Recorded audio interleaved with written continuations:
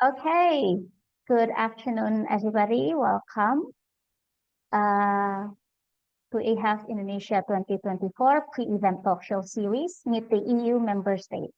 My name is Puji, and I'm going to be your moderator for today. So today, for the pre-event talk show series, this is the second week of our pre-event talk series, and we are bringing here EHEF to you to get you ready to actually attend the actual European Higher Education Fair Indonesia 2024 in Yogyakarta on the 30th of October in Geraha Sabha Pramana, Universitas Gadjah Mada, and in Jakarta on the 2nd and 3rd of November 2024 at Catur Dharma Hall, Menara Astra. This is the European Union delegation. So for today's session, we have the representatives from Denmark, Finland, and Sweden, as we're going to talk about how to unlock your Nordic dream. So I would like to introduce our esteemed speaker from study in Finland. We have Mr. Harri Lähdekorpi, Senior Specialist International Marketing, study in Finland, Finnish National Agency for Education. Hello. Hello, everyone. Hello, nice having you here. And then we also have from Embassy of Denmark, Jakarta, Mr. Yuan Anzal Ramadhan, Chairperson of PPI Denmark, MSc student at the Biotechnology and Chemical Engineering at Aarhus University. Good morning. Good morning. Hello, everyone. Good morning from Denmark. Okay, and last but not least, we have from study in Sweden, we have Amreta Sidik, Public Diplomacy Officer Coordinator for study in Sweden. Good afternoon. Glad to have you here. Hello, everybody. And also, thank you for having me. Our pleasure very much. Yeah. And also Aldo Setiawan, Lund University alumnus, also associate at the Business Sweden or Swedish Trade and Invest Council, Jakarta. Welcome, Aldo. Thank you. Hello, everyone. Yeah. Okay, so today we'll learn from the speakers on what each country will offer and what the participants will see at the upcoming event, at the upcoming EHEF. So for participants joining this webinar session, feel free to submit your questions in the Q&A box, and then we will take one question for each speaker during the Q&A session. So without further ado, I would like to invite Harri Lähdekorpi from Finnish National Agency for Education to deliver his presentation. Time and screen is yours.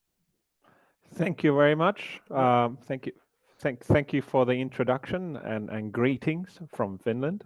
Good afternoon to you all. I believe most of you are in a time zone where it is already afternoon, whereas in Finland it's 9 o'clock in the morning. So good morning from Eastern Europe. Let me just share my screen or my presentation so that we can actually get going. I won't be able to see your reaction, but if if the moderator could just kindly say that if this is coming through so that I can continue. Is it? Yes. You getting it? Yes, perfect. Good. Yes. Perfect. So yeah, my name is Harri Lähdekorpi, and I work as a senior specialist at the Finnish National Agency for Education. And more precisely, I work at Study in Finland.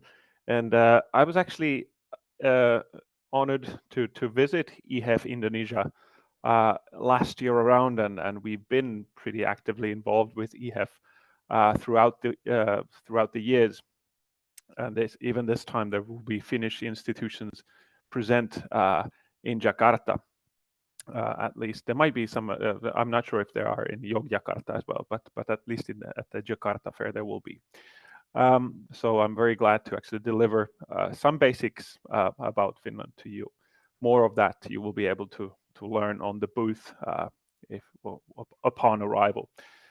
Something about Finland, I understand that it might be a bit further away from where you are, but we are a country in Northern Europe, highlighted in mint green, just hugging Sweden and Denmark are close friends in the Nordic region.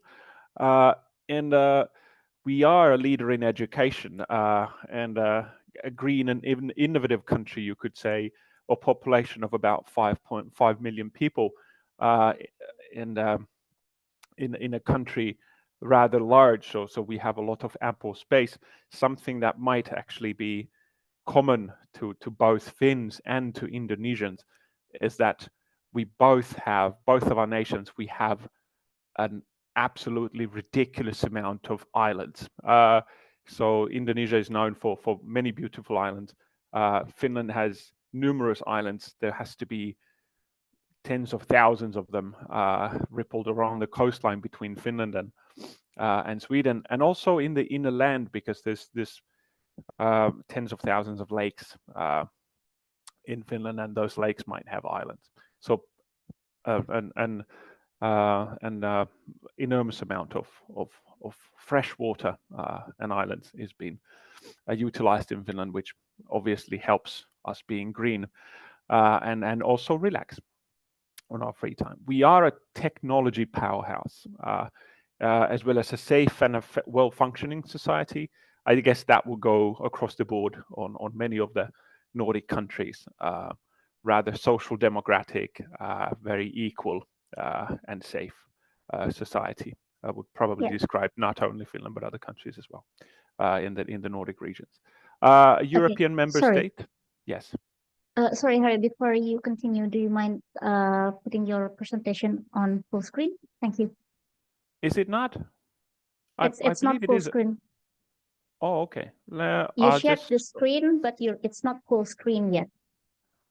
I have it full screen on my side, but let me try and maybe let me try and do it this way. Is it coming? Yes. I'm in full screen Okay. now. Are you in Okay. full screen? Yes, brilliant. Thank you very much. Okay. Sorry So for the now I'm sharing interruption. my full screen. Okay, cool. Thank you for the note. Yes, as I said, we are, as of 1995, Finland has been a member of the European Union. Something what is typical of Finland? Well, happiness. We are an adventurous, safe Nordic country, top of the list higher education system, and we hope to provide a better and brighter future for everyone, including domestic and international students.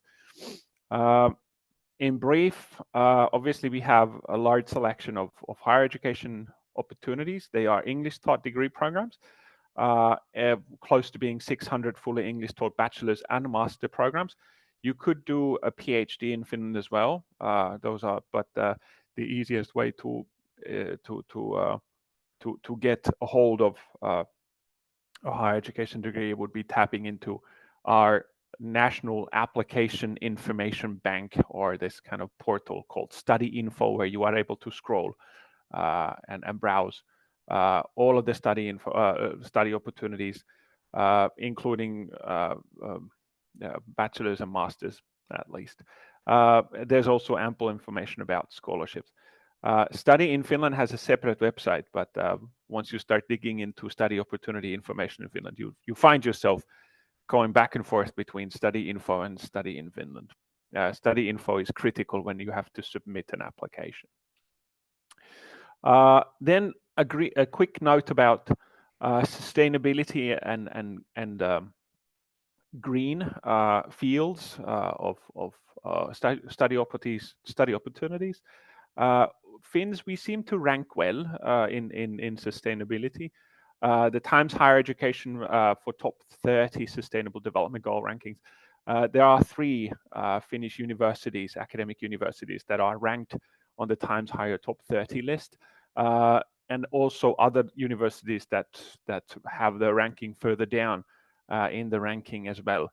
But this just goes to say, or goes as a testament of that we don't only talk about sustainability, but we actually seem to execute it as well, and people seem to recognize it. Then I know that Finland might be relatively new to you, and this might be, I don't ask for much in terms of asking you to remember many things, but these are just some useful things that you might come to make use of at a later stage. Be sure to tap into studyinfinland.fi. It's our website, and it's the official source of information for Finnish higher education. We have linkages to all the Finnish universities, so you will be able to access and find every government organized or government licensed university through our website. Study info would be similar to UCAS in the UK or Studielink in the Netherlands, or whatever other platform you would have in terms of having to submit an application. Migri then on the other hand is the authority for immigration, and whenever you would be coming into Finland as a student, you would obviously get familiar with the immigration policy. Goes to say that you are able to get the once you apply for a residence permit, you get it for the full period of studies, and you are able to stay in Finland for 2 years after graduation. And yes, you can work part-time. You can work approximately 30 hours, so 30 hours every week alongside your studies. And then particularly for our Indonesian audience, the Finnish higher education studies are made available through the ISMA scholarship, so the Indonesian governmental learning and development program that we are happy to be supporting in Finland as well. And this is a relatively new thing, I believe. I was at the Ministry of Education in Indonesia for a year ago when we launched negotiations, and we currently have a connection made at the ISMA. So even in the case where you wouldn't be able, if you're looking for scholarship options, that is also made available even through a governmental scholarship. I believe I've used all my time, so I just bid you invited to Finland, and I will be staying on for further questions towards the end. Be sure to check into our social media channels as well if you feel like looking us up from Instagram or from Facebook, for instance. That's about it. I'll be happy to take any further questions maybe at a later stage, but now the next presentation maybe. Thank you. Right. Thank you very much, Harri, for your insightful presentation and introduction about Finland. So without further ado, I would like to first welcome Ms. Sarah Graham, the International Communications and Student Recruitment Manager from the Embassy of Denmark, Jakarta. Thank you so much. And today I brought Yuan with me as well. So he's currently a student here in Denmark, and the president of the Yuan. Perhaps you can say a few words. Yes, Indonesian Student Organization of Denmark, or you can call it PPI Denmark. So I'm with Sarah right now. So if you want to ask about the Denmark, you can also ask me. Okay. Yes. So without further ado, I would like to give the time and the screen to Sarah. Go for it. Thank you so much. So where are we? So I just thought we needed a map before we started here, because we're talking about the Nordic countries. So of course you can see we are in Europe, but Yuan and we are actually located in Denmark. So Denmark, as you can see on this map of Europe, is just below Norway and close to Sweden. And then you have Finland, Finland just up in the corner. And here in Denmark, we are actually sitting in the middle of Denmark in Aarhus. This is where we are located. It's the university in this city I have in my background. As you can see on the map, Denmark is perhaps a smaller country in Europe, and there's a lot of coastline surrounding Denmark. So you're never far from the sea, and as in Indonesia, I think it's hard to perhaps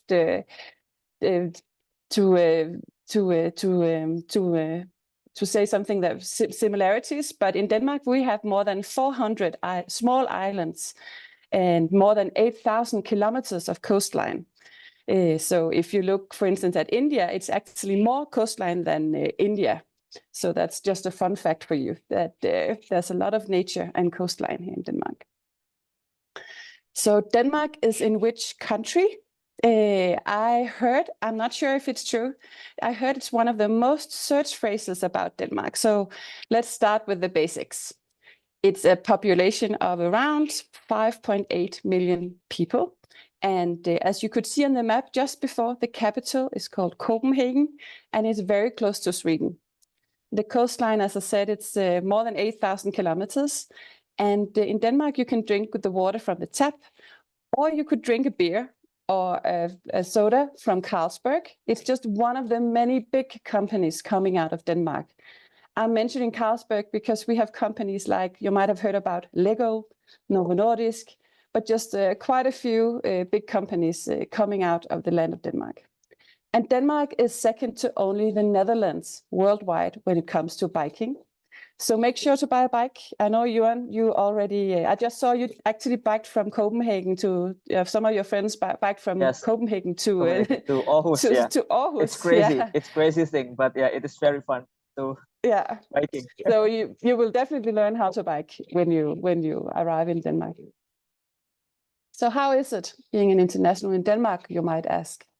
We usually say Denmark is a great place to live. And why is that? Because we're some of the happiest people in the world, just in case you didn't know. I think currently it would actually be Finland that is #1 in the world on the UN World Happiness List. But Denmark has been #2 for many years. And Aarhus, which is the second largest city in Denmark, is currently the #1 happy city in the world. So I think that has something to say. And why is that, you might say? I think these are one of the reasons. Denmark has a very healthy work-life balance when you study and when you work. For instance, working, you work 37 hours a week, and you also have 5 weeks paid vacation.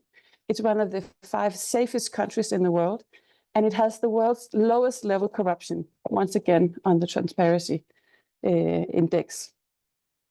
And of course, the crime rate is very low compared to the rest of the world. So it's a welfare society. It comes with high taxes, but actually from Indonesian students, there's a discount. So if you choose to work, you are discounted for the first amount that you pay. But for the society, it means it comes from a lot of free benefits. So free healthcare, which international students are also giving. And then the education is a really high quality. There's a great infrastructure. So it means you could actually bicycle from Copenhagen to Aarhus, like some of the students living here doing. Yeah. And it's a very safe environment and high standard of living. So we just brought a few pictures from Denmark. For a lot of people, Denmark is the country of fairy tale and hygge. Fairy tale, you might know the famous author H.T. Andersen, who wrote a lot of fairy tales. And of course, hygge is a term that's now famous in the entire world for being a thing where you're comforting, you're being close to friends, you're enjoying yourself, you're having a good time. Denmark is a country also really known for its sustainability and the focus on how to be innovative. And as I was mentioning, a lot of big companies comes out of Denmark. Novo Nordisk is currently, I think, the most valuable company in the world. They earn more than some countries' entire economy or budget together. So quite a few options, even though it's a relatively small country. You're thinking, Denmark, do I need to learn Danish to study here? We have a list on on Study in Denmark, our Study in Denmark website, and Danes are currently ranked the 4th best globally in English proficiency. So, Yuan, did you learn Danish? so I far? just learned from the Duolingo, so I Yes. knew a few words, but Yeah. my friend in the class, which is Danish, is very fluent in English, so don't worry. Yeah. So Yeah. you can speak English. So this is also what you can see on the map. It's actually possible to get by, talk to the bus driver, the supermarket in English, and of course all the study programs you can choose from is fully taught in English. But it can be nice to know some Danish words to find what you're looking for in the supermarket, and of course to get some friends and know about the culture in Denmark. So where to study? All this information you can actually find on our website, but currently you will have a lot to choose from. You have universities, business academies, and this is actually the list of universities, and there are many options you can choose from. So no matter what you are thinking of, you could actually go to study in Denmark and have a closer look to see if there's something for you. So why study in Denmark? I think, Yuan, if you have any questions, I think later on you should really ask him. I think there's a lot of freedom to design your course of study. If some courses you will really have a lot of focus on choosing electives, but it could also be your coursework or the project work you're doing. And there's a focus on learning, so it's okay to fail. Yes. You actually have to fail to learn. It's always better. And of course, problem solving and open debate is very important in the classroom. In Denmark, we have a huge focus on teamwork and that you need to inspire each other. And we work very closely with both industry and researchers across all our study programs. A few words on teaching, because I think this is where it will really differ. Yuan, I think the flat hierarchy in Denmark, I know you mentioned that the fact you can talk to your professor, you can go to the office, you would call them by their first name, you will discuss and ask questions and have a debate. It can be everything from small lectures to seminars and lab work, and there's a focus on in-depth knowledge and analytic skills. And you need to have an independent and critical approach to what you learn. Yeah, so how do we do this? I'm sorry for the dates. I can see I forgot this is, of course, 15th of January 25 for most of the universities, and February. But of course, at Study in Denmark, you will have a closer look. For most universities, you need to, if you apply for a master's, you need to have a bachelor degree, and there will be specific requirements you will have to look into, and then, of course, an English test. Finally, I want to say 2 words about career and work in Denmark. Currently, there's a very low unemployment rate, excellent work-life balance, as we talked about, and you can actually learn Danish for free, not just on Duolingo, but you could take classes. Most of the universities have excellent career services, and there are a lot of English-speaking student jobs offered in Denmark as well. So in Denmark, you can actually stay back after graduation. So this is new. Students automatically get a 3-year job-seeking permit that they can always change to a work permit without limitations. You will get your permit together with your residence permit, but have a look at new in Denmark at this option. So let's talk. You can visit us at, not today, we are here today, but you can visit also at the EHEF later this month. Yes, and this is where you can learn more about studying Denmark. And Yuan, yeah? Can I add something? Okay. Yes, yes, please. I already have prepared the slide, so just one slide, please. Yes. Yes. So I just want to quick inform you that there are 3 kind of the scholarship. That my screen already full screen? No, try again. Okay, this one. Perfect. So now in it is. Denmark, Yes. if you are studying in Denmark, there are 3 kind of the scholarship that you can get or you can obtain. The first one is called the Danish government scholarship. Basically, this is the scholarship from the Danish government, and this is not only for the EU student, but it's for us, the non-EU student. And there are different types of the grant based on the program that the student can apply. For let's say that this is Faculty of Art in Aarhus, there are tuition fee waiver, so you don't need to pay the tuition fee and the monthly grant. And as you can see in here, it's different from the every faculty. So let's say that I'm from the Faculty of the Technical Science because I am learning about chemical engineering. I just got only tuition fee waiver. However, our government also provide this opportunity called LPDP because I'm an awardee of the LPDP scholarship, which is as cover tuition fee, living cost, and support fee.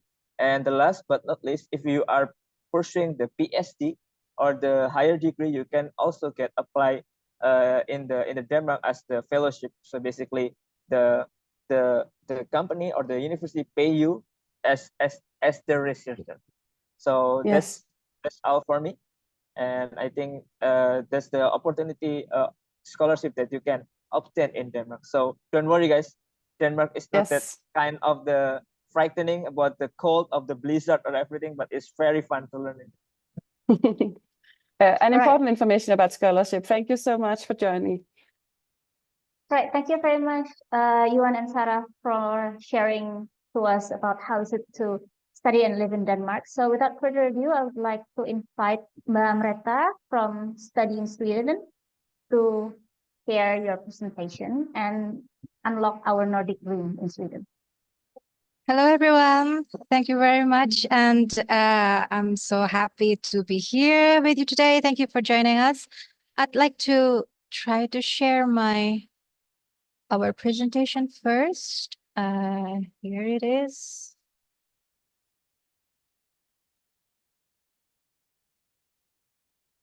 Okay, I'll try it.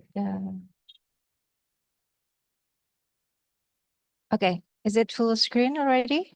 Yes, perfect. Thank you. Okay. So, hello again. So my name is Amreta Sidik. I am Public Diplomacy Officer at the Swedish Embassy, also Coordinator for Study in Sweden. I'm not alone here. I have my colleague from Business Sweden, the Swedish Trade and Invest Council, Aldo. Aldo is also alumnus of Lund University and also recipient of the Swedish Institute Scholarship. So we are going to share our presentations here, but I will start with Sweden, just the basics information first. So you can see here, Sweden, it's like Sumatra in the north, but you have to turn it around. So in shape and also in size, it's very similar to Sumatra, but there are only 10 million inhabitants. So you can imagine. And there are lots of nature reserves there, lots of nature spaces, and there are only 39 universities, but they're all internationally recognized. And there are over 200 Indonesian students currently studying there in Sweden. So not too many, not too few. It's what we call lagom in Sweden. Probably you've heard that expression. So if you study in Sweden, English is all you need because all the studies and schools there for international students, it will be in English.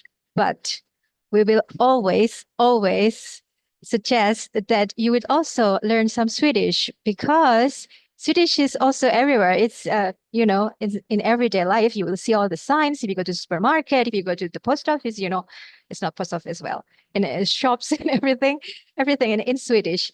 And it will be also very important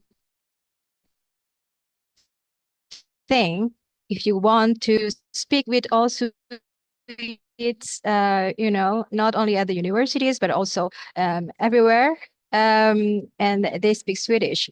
So this is something that you need to remember if you go to Sweden, if you're going to study in Sweden.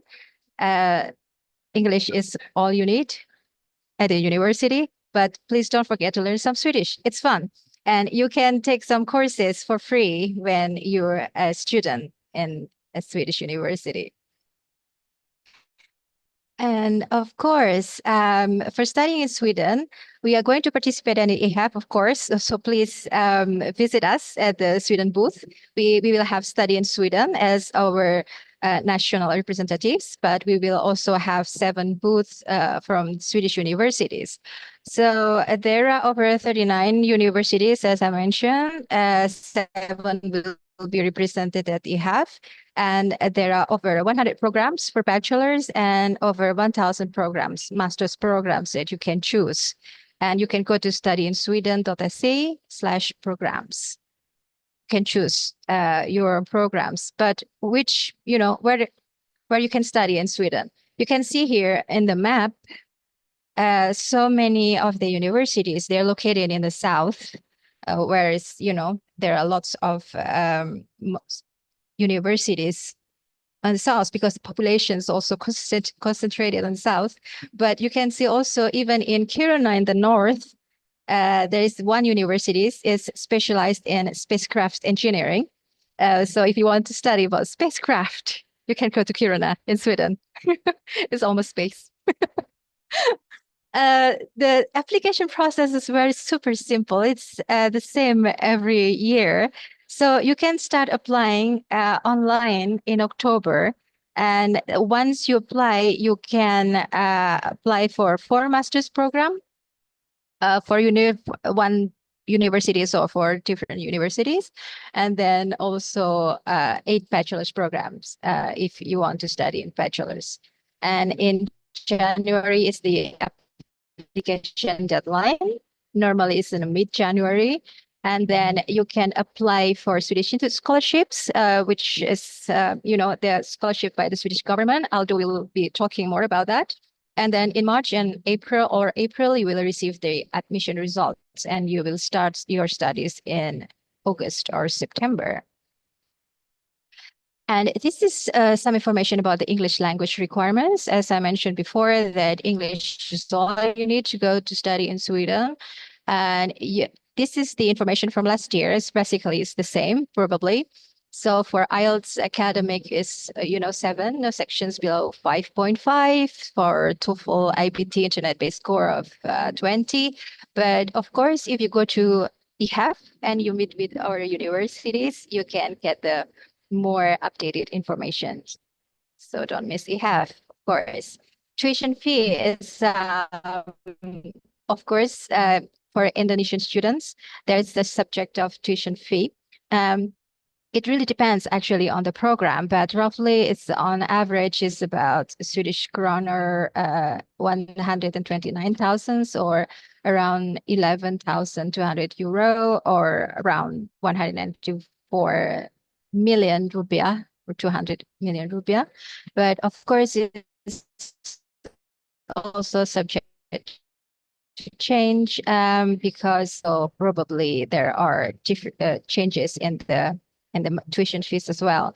But is there any scholarships? Yes, of course. The Swedish government also offers scholarships, and there are also scholarships from the universities and also the Indonesian governments. But I will invite Aldo to talk about the scholarships. Please, Aldo. All right. Thank you, Amreta. And hello again, everyone. My name is Aldo. Yes, I will explain to you or introduce you to one of the scholarship provided by Swedish government. The name itself is Swedish Institute Scholarship for Global Professionals.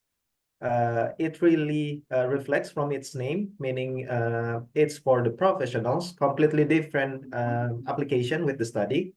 So for this scholarship, we have the network also, the one that we call NFGL, the Network for Future Global Leaders. Why the name itself is the Future Global Leaders? We can see on the next slide. So the scholarship itself, it is given by the Swedish government, particularly the Ministry of Foreign Affairs. Therefore, the ideal candidates aim for those who have a strong professional background and then who will promote or in a way contribute a lot on the UN SDGs. I'm sure that you guys are quite familiar with the SDGs. There are 17 that you can see from their respective websites. And here also, we wanted to see whether the candidates are having really good leadership experience. So there are 41 eligible countries, including Indonesia, and we can see here on the highlighted yellow on the ASEAN. Yes. Yeah. And then what is it included? So for the SI scholarship, it will be covered fully, started from the living expenses and then travel grant. So the living expenses will include all your details, including the accommodations, and it will also cover insurance, including the tuition fee. Yeah. And then these are the criteria, the details of it. So working experience must be minimum 3,000 hours, roughly 1.5 years or 2 years. And then you've been admitted to one of the program at the university admissions. That will be the main portal for you to apply later. So, and then demonstrate your leadership experience, etc. There will be the documents or the template later on the website si.se. So yeah, this is the criteria as mentioned, 3,000 hours, and also there will be respective UN SDG that you have to choose.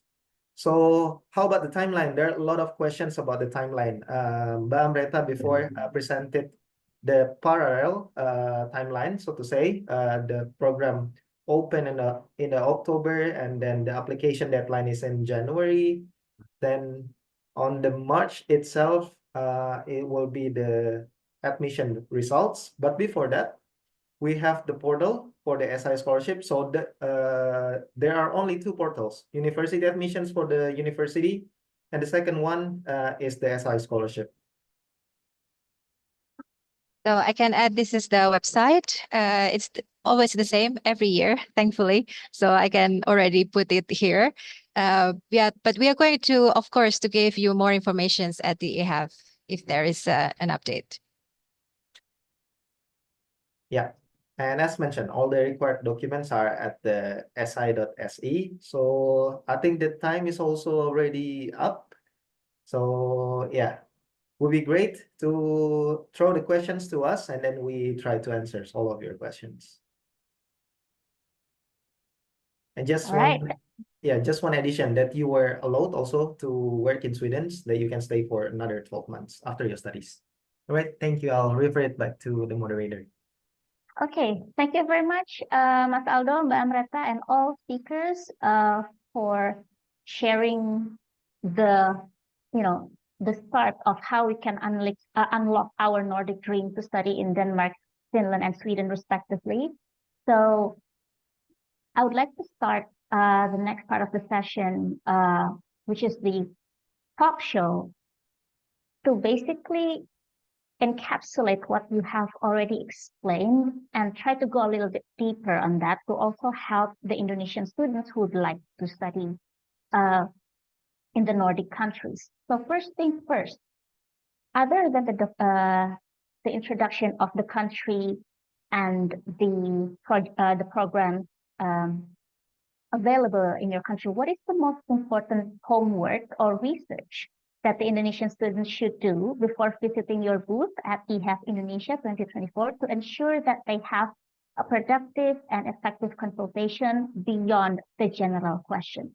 I would like to give the first opportunity to Sarah from Denmark, and then we can continue with Harri and then Amreta. Yes, I will actually be there at the EHEF. I have been there for some years, and I'm happy to say I think a lot of the students are very well informed when they arrive. I think you can do some online research before coming, perhaps have a closer look at the universities that will be there to see if you have some specific questions that you want answered. But also remember to be curious when you walk around. and try to learn as much as you can. I think it's an opportunity to really figure out what program and what country might be interesting for you to study in, and what will fit your career goals and the wishes you have for your future.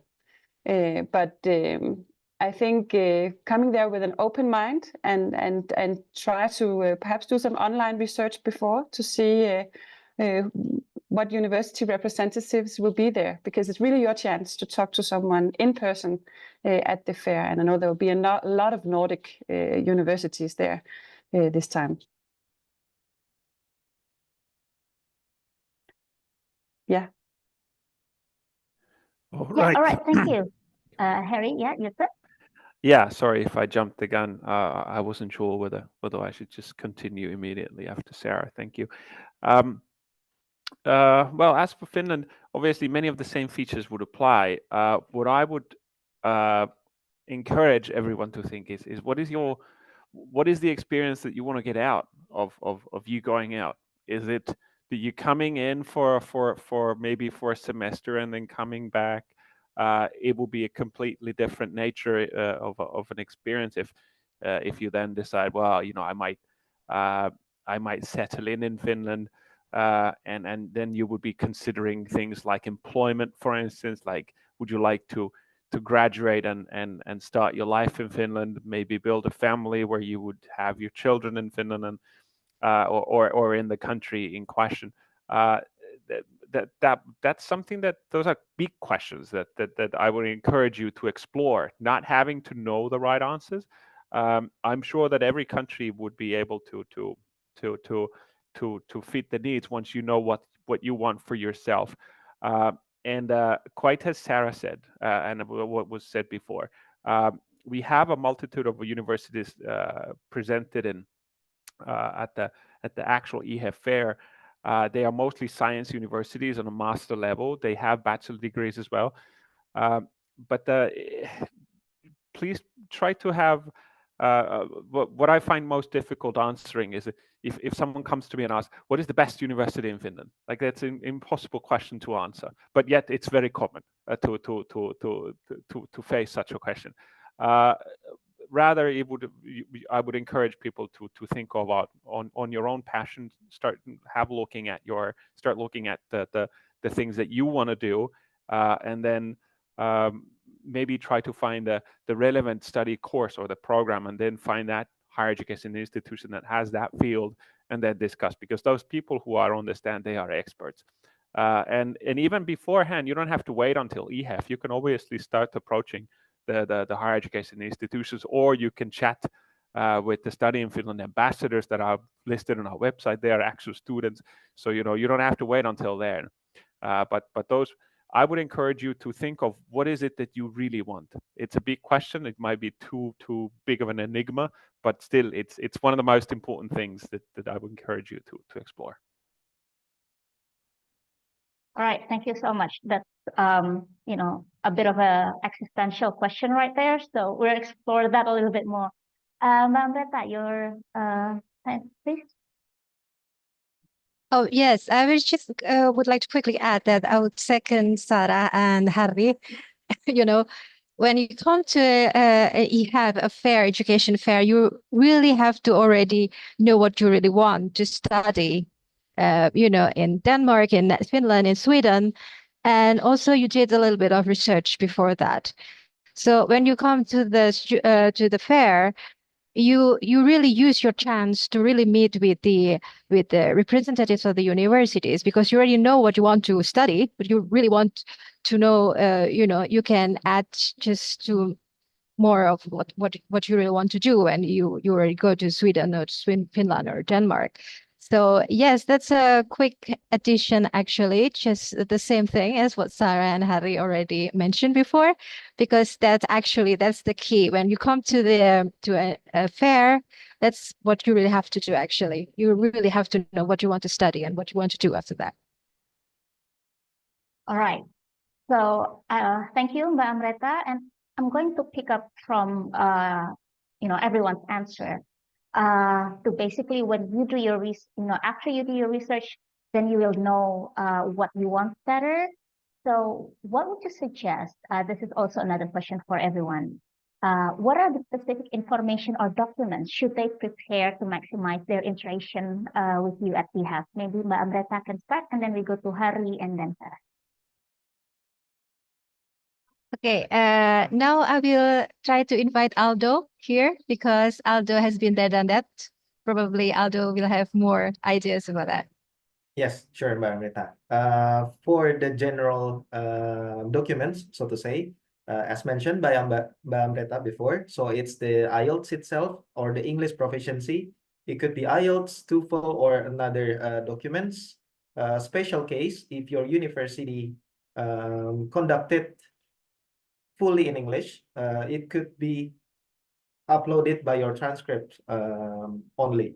So those, the English proficiency, transcripts, your degree, and also the other one is the special requirements based on your program. So that's why before Mbak Amreta mentioned that you should really take a look on your program, because they might have the special requirements, either your portfolio, previous thesis, etc., etc. So that's the general documents. All right, thank you very much, Mas Aldo. Harri, you would like to add maybe? Well, hard to add. That was pretty exhaustive already. Thank you, Aldo. But it's well, like on the actual fair, you don't have to bring any papers. So don't come in. You don't have to walk in with your certificate. Can you look at my papers? Because we don't do on-site admission. But you know, it's so basically what you tell at the stand, we will just take your word because the admissions, it will happen later on.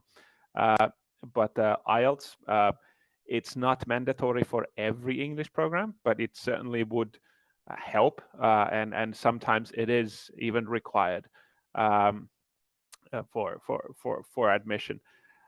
So in terms of documents, not necessarily much is needed, but quite as Aldo said already before, it would do you great good if you already now found at least some alternatives that might be your chosen program, and then check the specific entry requirements, and then maybe you are able to discuss further with the university in questions at the actual fair.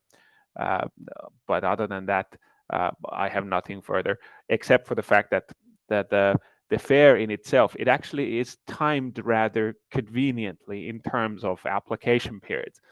So you would be going there in the beginning of November, and then or in some cases you had an event also in late October. But it's nonetheless, it's timed perfectly in order to look at the admissions, because the admissions, they start around January, then the spring 25, you would have several opportunities, but especially already in December you'll be able to submit your application. So at the fair you might learn something that is critical to your application, and then you still have time to react in order to have your application papers in order. All right, thank you so much, Harri. It's a very encouraging to know that we don't need to bring all of the admission related documents to the fair. Next, Sarah, would you like to add anything? I think it was two great answers, because I agree. You do not need to bring any documents, because you have to apply to get assessed for most of the programs. But I think if you have an idea of what you're interested in, and you already searched some of the universities and looked at the specific admission requirements, that will enable you to answer, it will help us answer your questions much better. And it will be easier for you to do your application. But Yuan, do you have, how did you prepare? What do you think the students should do? I think I agree with you guys. I mean, like in Denmark, mostly it's like you must read the requirement carefully. I mean, like we don't have like the entrance test or like the written test like in the Indonesia with like SBMPTN or UTBK, let's say. So basically, if you have like relevant CV, and you hit the minimum requirement of your English proficiency score, which is like TOEFL or IELTS, and you have like relevant portfolio. If you are like architect or the art side, you have a good drawing, and you can add to the website portal, you'll be accepted. Don't worry, because because Denmark University is care about how your performance before in the bachelor or in your lab work. Especially in good news in Denmark, we don't care about your hour time as how long you achieve. It's not 2 hours, 1 hour, because like at that time I just worked for only 1 year, so that's why it's like I only have experience 1 year, but I still accepted as a Danish government scholarship awardee, but I'm rejected it because I choose the LPDP. And and and and last but not least, probably it is like for me, because I'm the head of the Indonesian student organization. You can always ask the PPI or the Indonesian student organization in the Finland, in the Sweden, or in the Denmark. It will help a lot, because like sometimes if you are feel insecure or feel embarrassed to say to EHEF, you can ask also directly to their Instagram. It will be help a lot to your research before come to EHEF. I think that's for Sarah.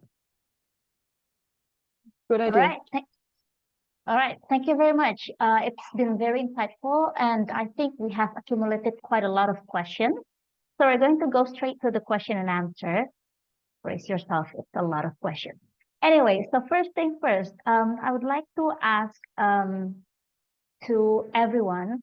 There's a question particularly about inclusivity, like how you're going to give support for students with, let's say, disability and other related reasonable accommodations. So I would like to start with that.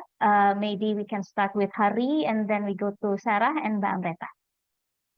All right. Question about disabilities, was it? Did I hear correct? More like support provided by Support measures. Yeah. Right. All right. Well, thank you. Well, obviously, usually when students, when they get an offer, the first thing that they think of, the first concern that they have, how am I going to live? And accommodation is by far the biggest concern. So throughout Finland, there's a nonprofit organization concentrated on it's a massive organization that actually houses students only. And it's affordable housing. So basically what it does is it doesn't offer housing for anybody else other than students. And the rates are affordable. And then depending on where you are, you might be in Finland. Obviously, the rent rates would they would have certain variance. Also, depending on whether you will be sharing your flat.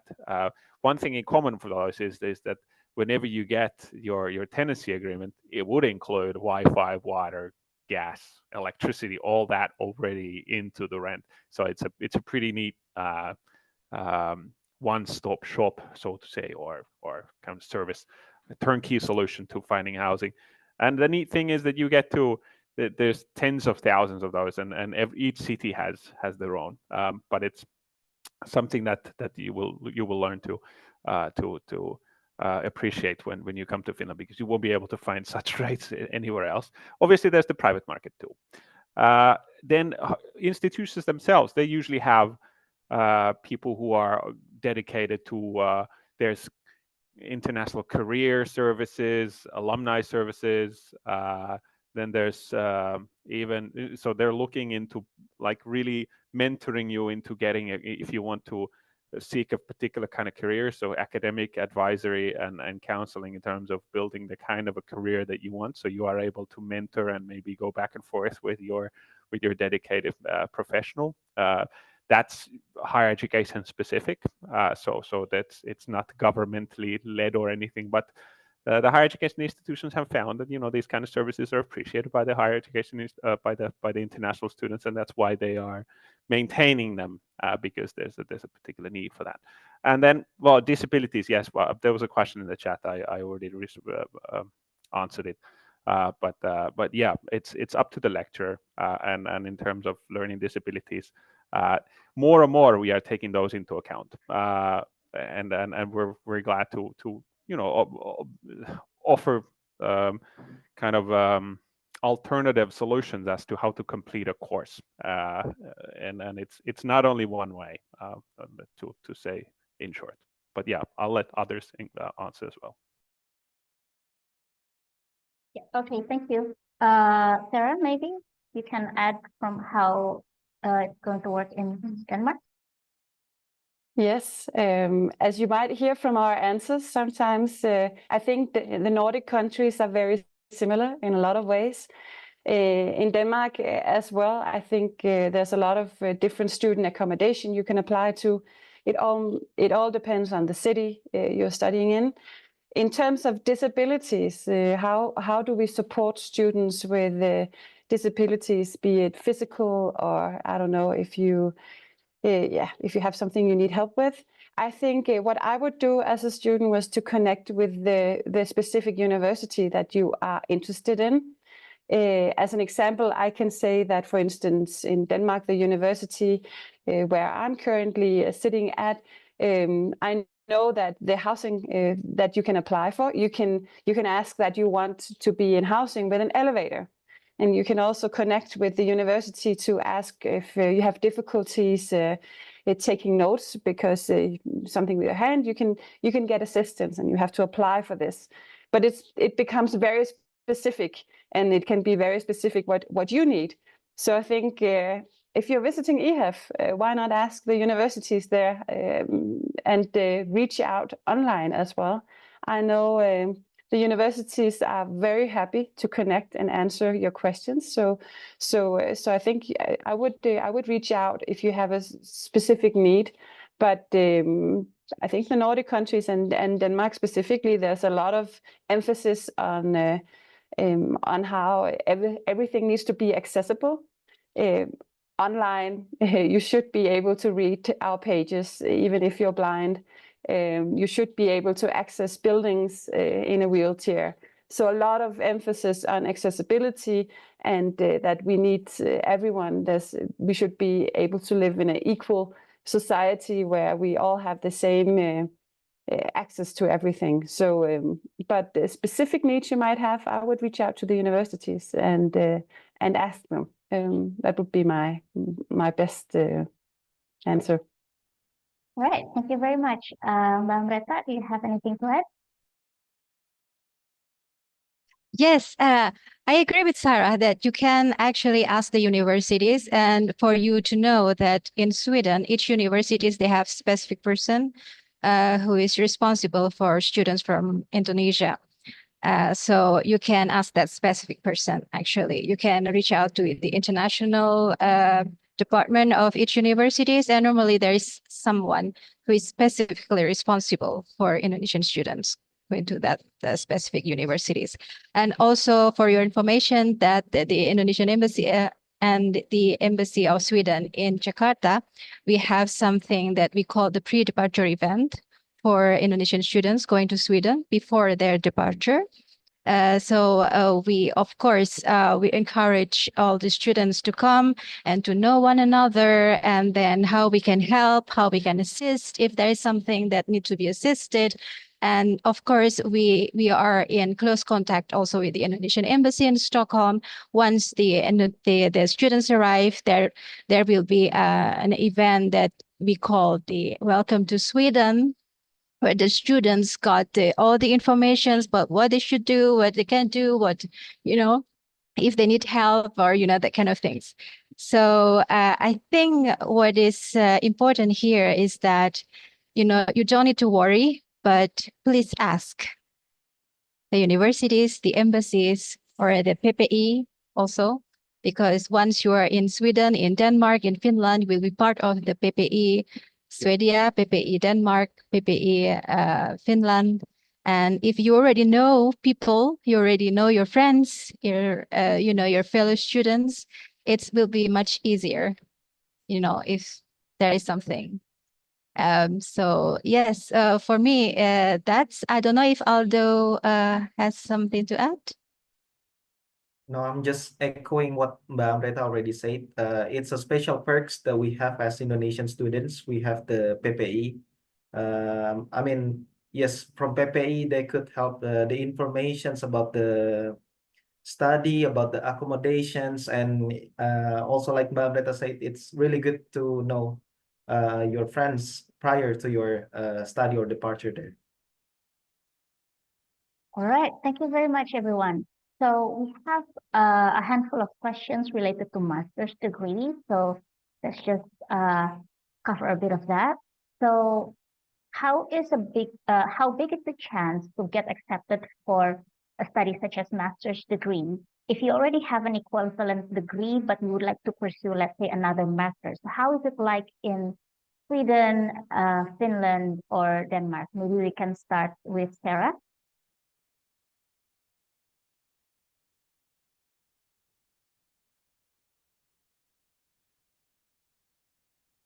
Yeah. Sorry, here you go. yeah. Sorry. Okay. I mean, when you apply to a specific study program, there will always be specific admission criteria for that study program. And depending on the study program, there can also be a limitation on the available seats for the study program. And if the availability is perhaps lower than the amount of applicants that actually apply for it, then of course it will also affect the number of offers that we will give out. So some study programs are quite competitive. I think applying for a PhD, for instance, is very competitive. And the other programs, for instance, we have programs within IT and engineering, where typically there will be more seats because in general in Denmark right now, there's a lack of graduates within this field. And this also means that there are perhaps more seats within certain programs that you apply to. So it's very difficult to say something about the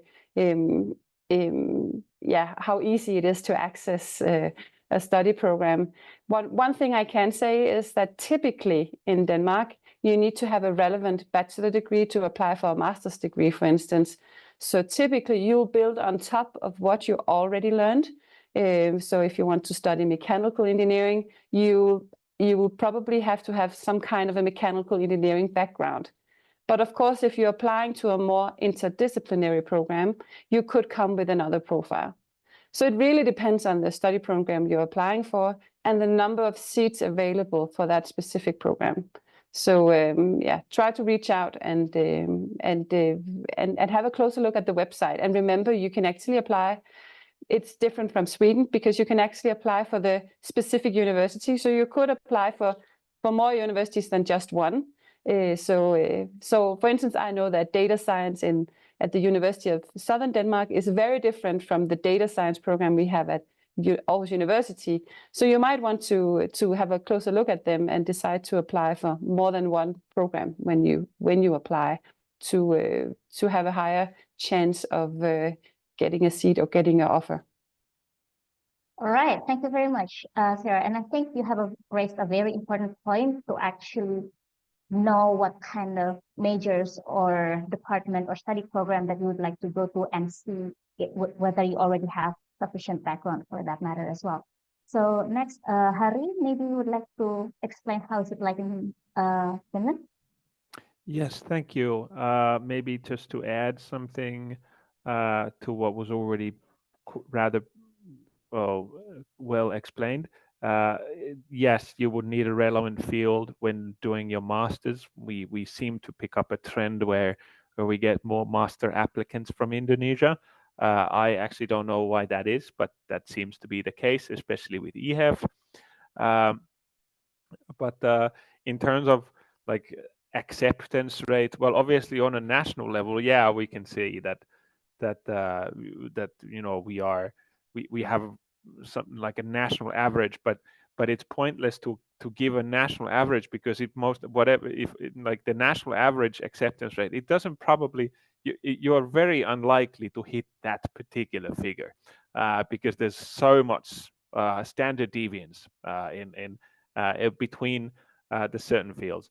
If you then consider, if you approach it the way that, you know, what kind of fields does Finland usually have seat allotments, or where do we assign seats to, which kind of programs? They will be revolving around mainly in STEM fields, science and technology, engineering, IT, business and administration, those four.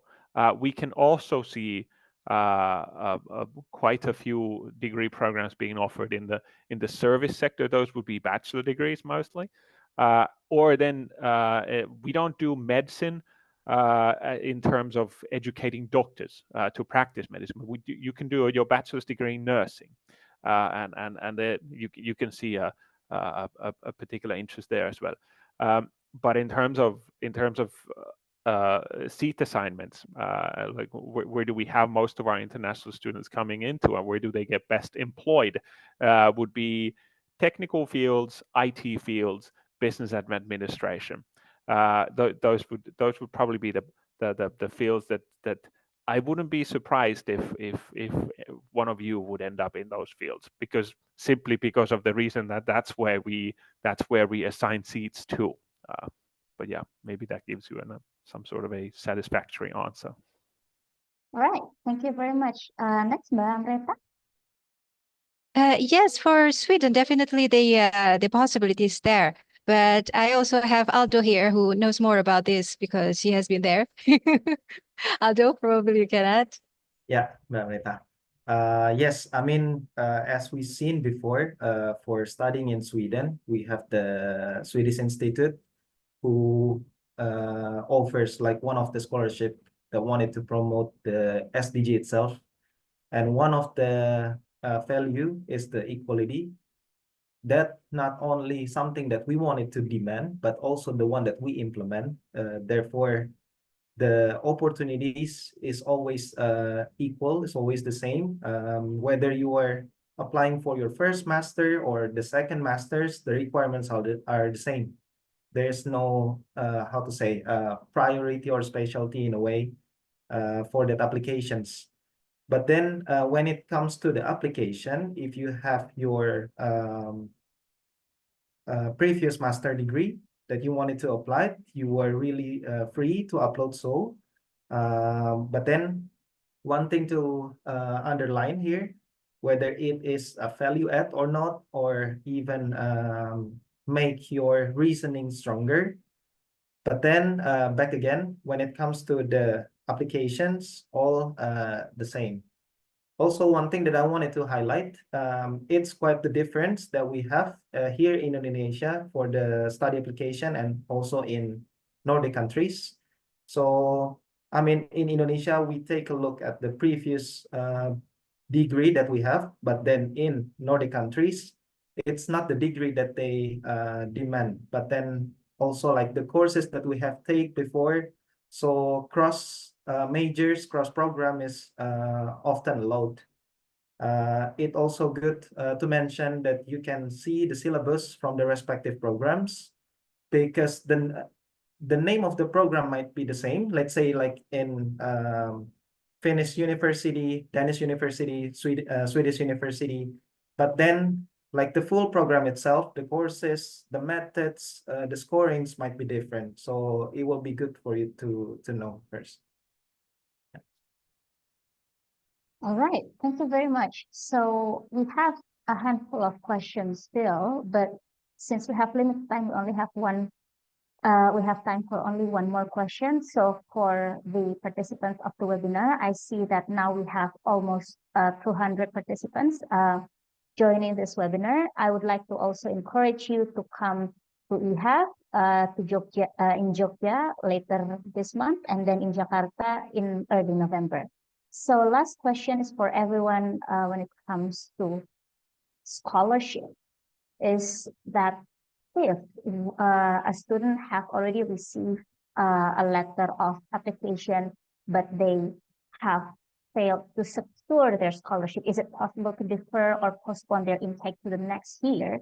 And in case of they actually would like to go still without the scholarship, would it be possible for them to apply for scholarship when actually pursuing the master's degree? So I'd like to give the floor to Harri first, and then we can go to Amreta and then Sarah. Yes, thank you. Could you please repeat the question? There was it was breaking up a bit. Oh, yeah.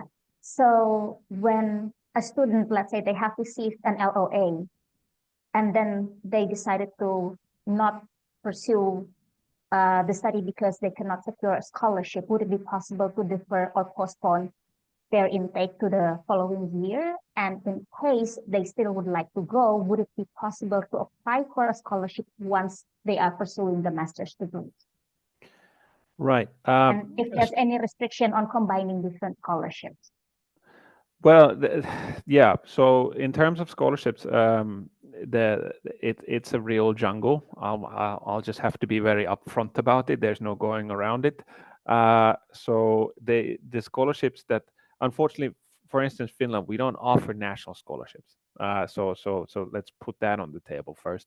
And then you would have to consider institution-specific scholarships that maybe the institution is able to then provide to you, and they might be related to your scoring in the admission, whether you did very well, you might get a very high scoring maybe scholarship based on your admission score, or there might be more generic scholarships made available to you. And the terms and conditions of each scholarships, they are very specific and individual.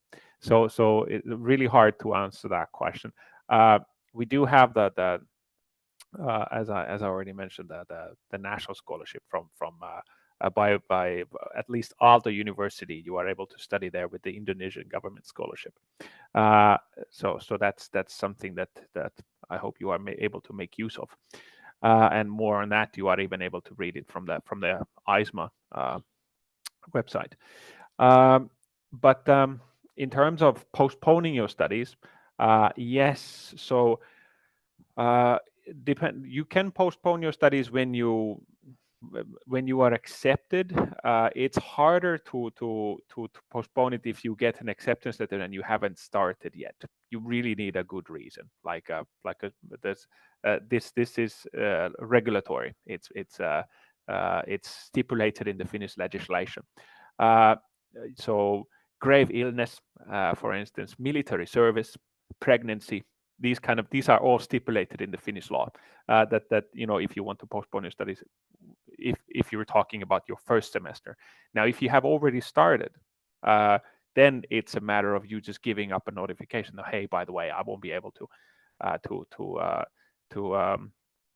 join the university studies as a listed student for this and this semester. However, then I just encourage you and implore you to be immediately in contact with the Finnish immigration officials, because bear in mind that you are in the country with a Finnish residence permit based on your studies. And if you're in the country with a student residence permit and you're not studying, that creates a bit of a conflict.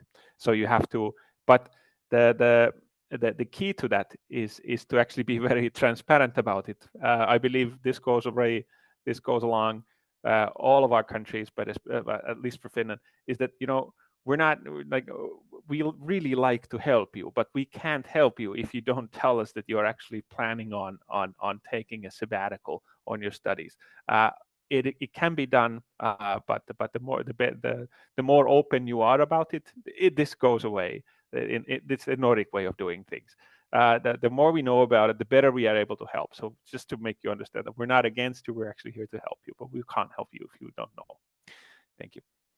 All right, thank you very much, Harri. Mbak Amreta?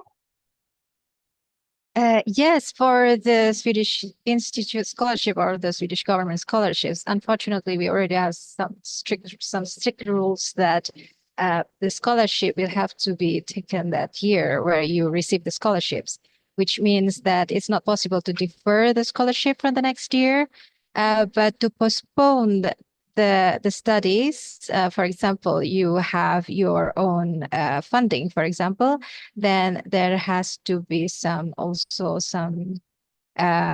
strong reason why you need that.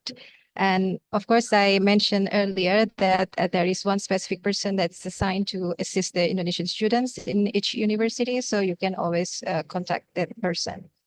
But also for the Swedish Institute scholarships, for example, you're forced to decline, actually, that you have something that you cannot avoid, that you need to decline the scholarship this year.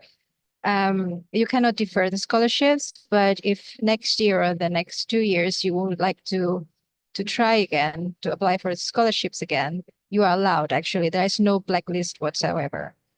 So yes, that's actually that's what we have in Sweden. Okay, thank you very much, Amreta. Last but not least, Sarah. Yes. So when you, depending on what you're applying for, so let's say it's on bachelor level, there's one application system where you apply to all bachelor programs in Denmark. There's also other institutions you can apply to. And then at master's level, you will actually apply directly to each university. So I would get in touch with the university and ask directly. But that said, the universities I know, the bigger universities here in Denmark that I know, it will not be possible to defer. You would actually have to reapply.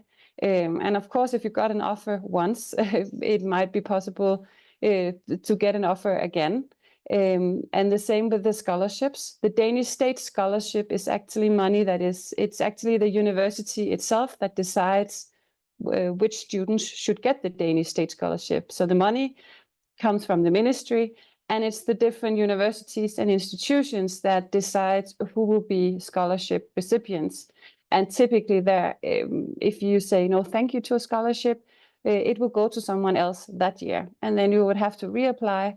So in general, of what I know, it's not possible to defer. But as mentioned, reach out. I know that the admission office and everyone is more than happy to take your question. And it always gets very specific, and there can be specific cases. So as Harri said, be transparent, reach out, explain what your thoughts are and why you're asking this specific question, so we can figure out what is the right move for you in that situation. So. But in general, no, it's not possible to defer in Denmark. And All I right, add something. thank you. Sarah? Yes, carry on. Yeah. Yes, Yuan. Okay, so basically, I hope this answer does not discourage you, but I mean, like in all Nordic countries, it's not possible to defer your study. I mean, like if you are not secure the scholarship or your funding until the time you have a class, you can. So basically, you just let it go, and you can apply until you have the scholarship. And for my experience in LPDP scholarship, because like in the KU, Copenhagen University, or in the DTU, Denmark Technic University, they need to pay your tuition fee first before you can get the LOA. So basically, in LPDP, you can ask the ticket bantuan in LPDP, so they can pay your tuition fee first, even though you are not ready with your all the document, and it will allow LPDP, and you can still get LOA. You can still get enter the KU and DTU for let's say, and in case you choose the LPDP as a non-LOA awardee, you can always reapply if you still not secure the LPDP. That's the fair, right? I mean, like you already have the LPDP scholarship, and you just apply after you have the LPDP scholarship, not before that. So basically, it's the same. Yeah. And can I just add? Yeah. So let me just add to that. So you cannot defer, but it's not like we then have blacklisted you at the universities. No blacklist. Yeah. So if you say no thank you to your offer, there can be so many reasons. Reapply, and your chances will not be less because you applied and got an offer before that you said no thank you to. It is not at all like that. So don't that will not be the case. Okay. Thank you so much for reminding us to not be discouraged, because it's a long journey sometimes, right? Okay, so thank you once again, everyone, for joining us. I would like to also thank the representatives from Denmark, Sweden, Finland, and Sweden, Sarah and Yuan representing Denmark, Harri representing Finland, and then Amreta and Aldo representing Sweden. So basically, the key takeaways that we would like to remind you once again about preparing for EHEF is, first is to know what you want and what you're looking for before researching for the opportunities that suits you to make your Nordic dream come true. And second, knowing what you want to pursue will help you to figure out the possibilities for you to branch out from your previous educational background and learn something entirely new in a higher study level. And last but not least, that the universities and scholarships have their own terms and conditions, so check with the ones that you are interested in or applying to, and then also be transparent about your situation. This is also an opportunity that you can make the most of at European Higher Education Fair Indonesia 2024. So this event pre-event series is a part of the EHEF Indonesia 2024, supported by the European Union delegation. Silakan datang ke EHEF Indonesia 2024 untuk mendapatkan informasi lebih lanjut dari para perwakilan negara dan konsultasi langsung. Bisa daftar di website virtual.ehef.id. Kemudian juga explore the website virtual.ehef.id for more information on the list of participating universities and others to prepare before the event. We will have more than 60 higher education institutions from 14 European countries, and there will be also information on scholarships from the scholarship providers. You can meet the representatives in person for a more personalized consultation as well. Next week, we will have another talk show with representatives from Germany, Hungary, and Poland. So check at ehef.id Instagram for the registration link, and we will see you there next week. For further questions, feel free to contact the speakers, or you can also drop your question to EHEF official Instagram account. So thank you very much, everyone, for joining us today, and see you next week. Bye. Thank you very much. everyone. Thank Yes. you. See you at the Have a good booth. day. Have a nice Bye. day. See you. Bye. Have a great weekend, everybody. Have a good weekend.